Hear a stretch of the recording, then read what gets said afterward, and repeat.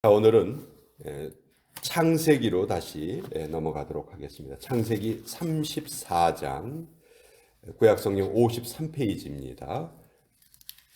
구약성경 53페이지에 창세기 34장 25절에서 27절까지의 내용입니다. 창세기 34장 25절로 27절까지 구약성경 53페이지에 기록되어 있습니다. 자, 찾으셨으면 우리 25절부터 27절까지를 같이 읽어가겠습니다. 시작.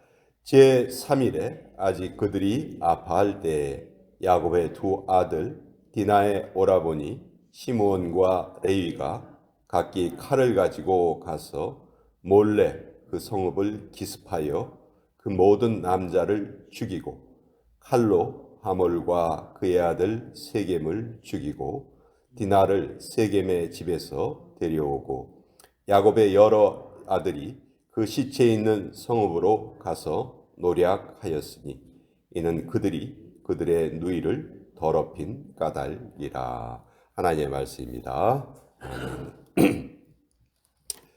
자, 우리가 잘 아는 이 야곱의 일생을 보면 두 가지 아주 큰 위기가 닥치는데요. 첫 번째는 자기 형 에서와의 관계였어요.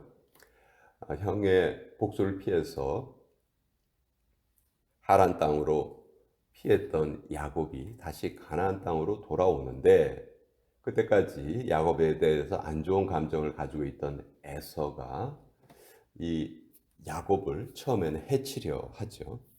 그러나 야곱이 밤새도록 야복 강가에서 하나님의 천사와 씨름하면서 결국 그 자기의 이름이 이스라엘로 바뀌는 그런 은혜를 입고 하나님께서 강권적으로 역사해 주셔서 그 에서의 마음을 녹여 주십니다. 그래서 야곱이 에서와 서로 부둥켜 안고 울면서 형제가 다시 만나는 그런 장면이 창세기 33장에 기록되어 있습니다. 자, 이것으로 이제 야곱의 인생의 걸림돌이 다 해결된 것처럼 보였는데, 사실 이때 야곱이 아주 결정적인 실수를 한 가지를 합니다. 자기 형에게 뭐라고 이야기를 하냐면, 내가 형을 곧 뒤따라가서 만날 테니까 먼저 가 계십시오. 제가 곧 뒤따라가겠습니다. 이렇게 말을 해놓고 형이 갔던 길하고는 전혀 다른 길로 가버려요. 그곳이 바로 세겜 땅이었어요. 당시 세겜 땅은 아주 오늘날로 말하면 한국으로 치면 강남과 같은 곳이에요. 삶이 아주 지내기 좋았던 곳이고 또 뭐 농사라든지 이런 것이 아주 잘 되는 지역이었어요. 그러니까 여기에서 야곱이 왜 형과의 약속을 지키지 않았을까?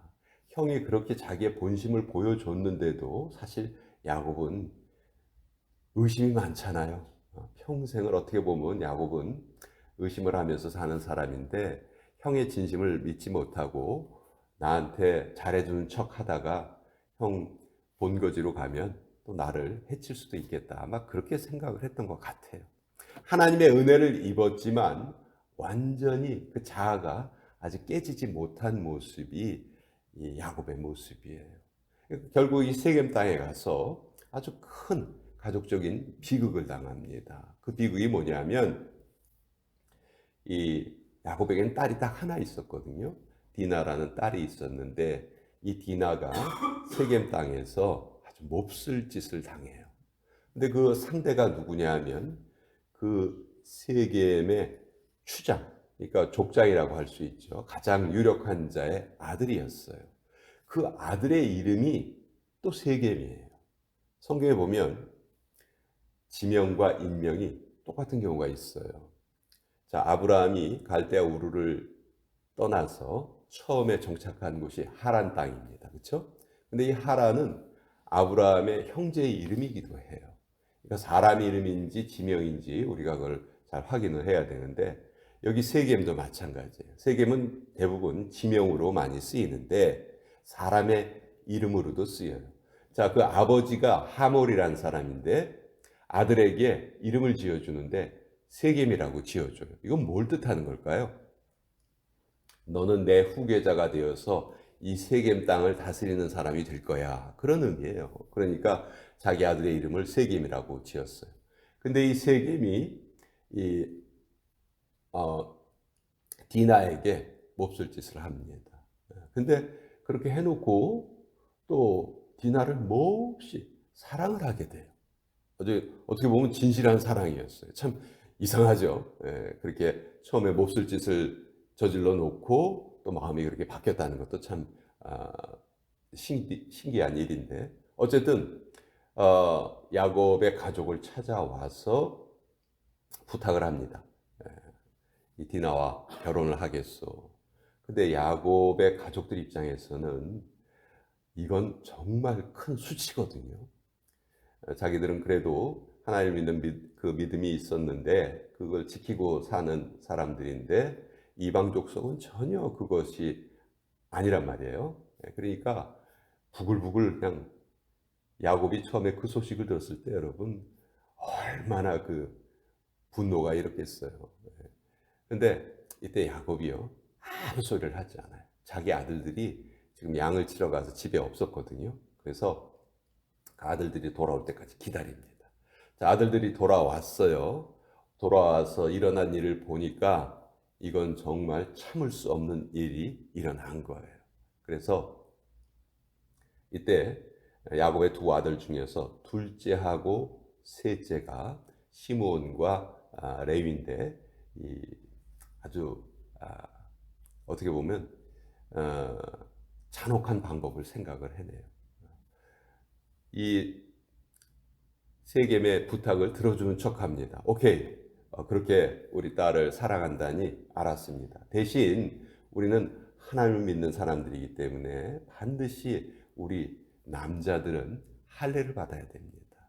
만약 당신은 물론이요, 세겜 땅에 있는 모든 남자들이 다 할례를 받는다면 우리의 딸과 우리 동생 디나하고 결혼을 하게 하고 우리 앞으로 같이 사이좋게 잘 삽시다. 이제 이렇게 된 거예요.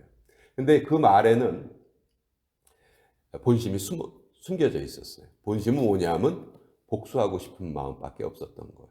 그래서 이 제안을 했을 때 이 세겜 사람들이 이것을 받아들입니다. 이 할례를 받는다는 것은 사실 엄청난 일인데 자기는 물론이고 그 마을에 있는 모든 사람들에게 다 그것을 명령을 하고 또 그것을 그 사람들이 따라요. 그러니까 이 당시 이 세겜의 권위가 얼마나 강했는지 또 그 당시 사회가 어떤 사회였는지 우리가 좀 짐작을 할 수 있겠죠. 그래서 그 사람들이 다 할례를 받은 거예요. 남자들이.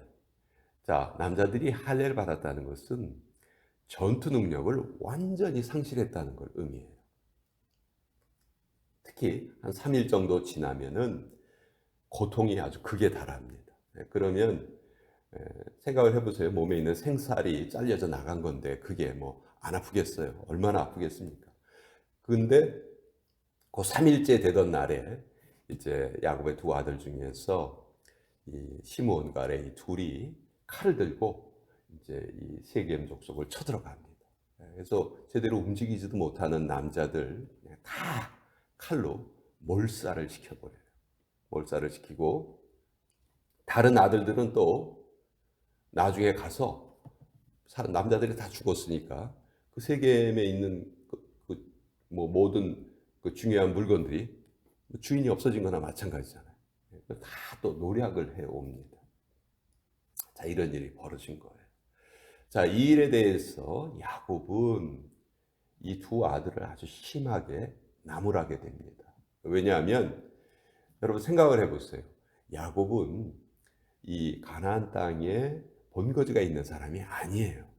할아버지 아브라함이 갈대아 우르에서 살다가 가나안 땅으로 와서 가나안 땅에 살았던 기간이 그렇게 오래되지 않았던 사람이에요. 그리고 또 여기저기 떠돌아다니면서 사는 사람이기 때문에 어떻게 보면 그 지역에 사는 사람들에게는 이방인이란 말이죠.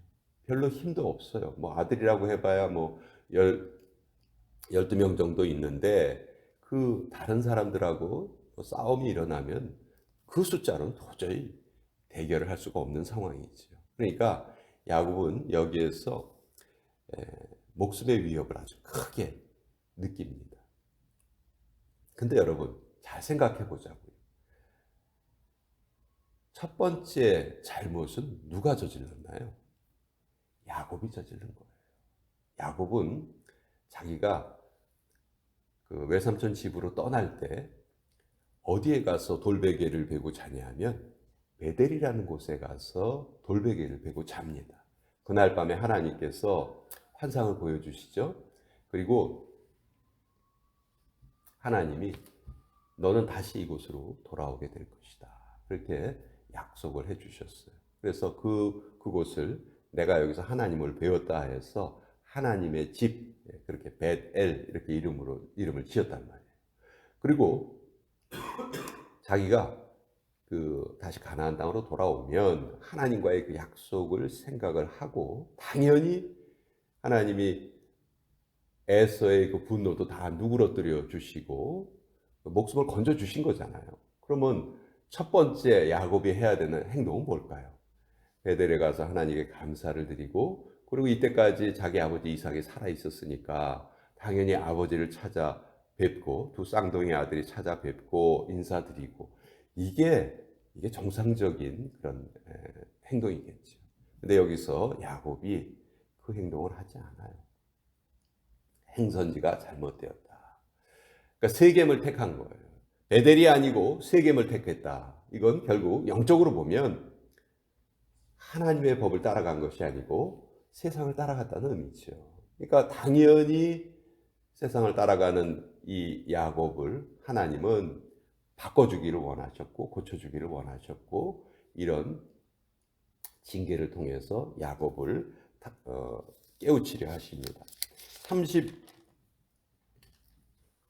35장 1절에 보시면요. 우리가 오늘 읽지 않았는데 35장 1절 이 일 이후에 하나님이 무슨 명령을 하시는지 잘 보세요. 하나님이 야곱에게 이르시되 일어나 베델로 올라가서 거기 거주하여라. 예. 당연히 먼저 갔었어야 되는 곳 베델을 가지 않았기 때문에 이런 비극이 벌어진 것이죠. 그리고 이것 때문에 나중에 이 둘째하고 셋째 아들은 창세기 마지막 49장에 보면 야곱이 죽기 전에 12아들을 불러놓고 축복과 예언의 말씀을 전하잖아요. 근데 이 둘째하고 셋째에게는 저주를 해요. 축복이 없어요. 그러니까 첫째 루벤도 책망을 받죠. 서모하고 통관했기 때문에 책망을 받고 둘째, 셋째는 아주 어떻게 보면 집단 학살을 저지른 범인들이란 말이에요. 그래서 둘째 시므온과 셋째에게 저주를 하는데 다행히 이 레위 지파의 저주는 나중에 출애굽 사건 때 출애굽을 하고 난 다음에 이스라엘 백성들이 금송아지를 만들어서 숭배했던 적이 있었죠. 그때 하나님이 진노하시고 그 금송아지를 섬긴 자들을 앞장서서 죽여라라고 명령을 하셨을 때 다른 사람들이 아무도 나서지 않았어요. 그때 나섰던 사람들이 레위 지파 사람들이에요. 레위 지파가 그 하나님의 진노를 대신 그 행사를 합니다. 그래서 그때 레위 지파의 그 저주가 풀리고요. 레위 지파는 오히려 하나님께서 특별히 하나님을 섬기는 지파로 따로 구별을 하시게 되죠. 근데 이 둘째 시므온은 아무런 기록이 없어요. 나중에 보면 12지파의 이름 중에서 시므온 지파의 이름이 사라져 버립니다. 유다 지파하고 그 같은 지역의 땅을 받았는데 그냥 유다 지파에 흡수가 돼 버려요. 그래서 시므온 지파라는 지파가 아예 없어져 버려요. 그러니까 잘못에 대해서 하나님께서 철저하게 벌을 내리셨던 것이죠. 자, 오늘 우리 창세기 34장의 이야기를 통해서 우리가 뭘 알 수 있는가? 첫째, 성도가 세상을 대하는 태도입니다. 성도가 세상을 다루는 원리는 불가근 불가원이에요. 너무 가까워도 안 되고 또 그렇다고 우리가 세상을 무시하면서 살 수도 없어요.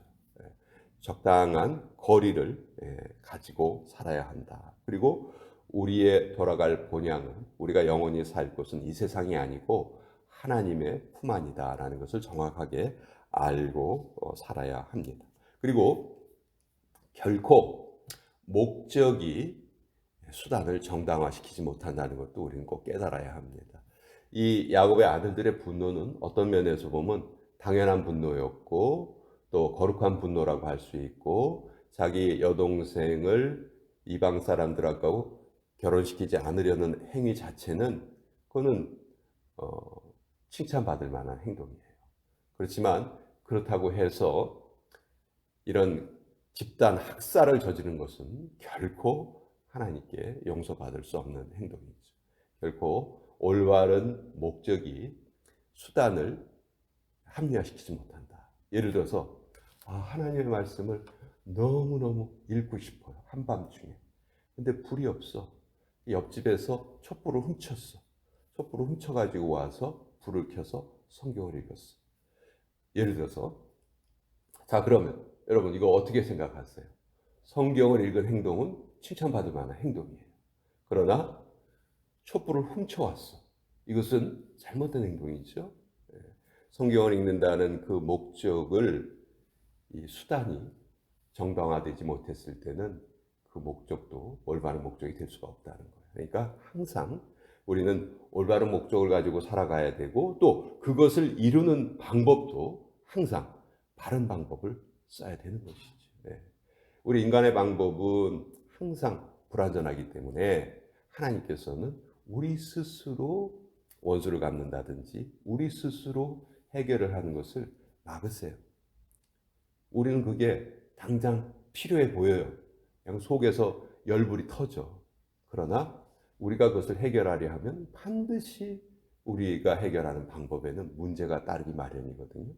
그래서 하나님께서는 내가 문제없이 해결해 주겠다. 나에게 맡겨라. 우리에게 말씀하시는 것은 늘 나에게 맡겨라. 근데 우리가 성격이 조급해서 아니에요 하나님, 그거 내가 할래요. 하나님 뒤로 빠져 계세요. 그러면은 꼭 문제가 생기는 거예요. 이 시몬과 레위도 뭐 그 마음을 보면 우리가 이해 못하는 거 아니에요. 그러나 자신들의 방법으로 해결하려 했기 때문에 이렇게 아주 부끄러운 그런 행동을 하게 된 것이죠. 그래서 오늘 세상을 대하는 우리 성도들의 자세, 그리고 어떤 목적이 정당하다 해서 수단이, 잘못된 수단이 그것을 합리화시킬 수 없다. 항상 바른 목적과 바른 방법으로 살아야 한다 하는 것을 우리가 다시 한번 깨닫게 됩니다. 자, 오늘 이 말씀 우리 같이 나눠 봤고요.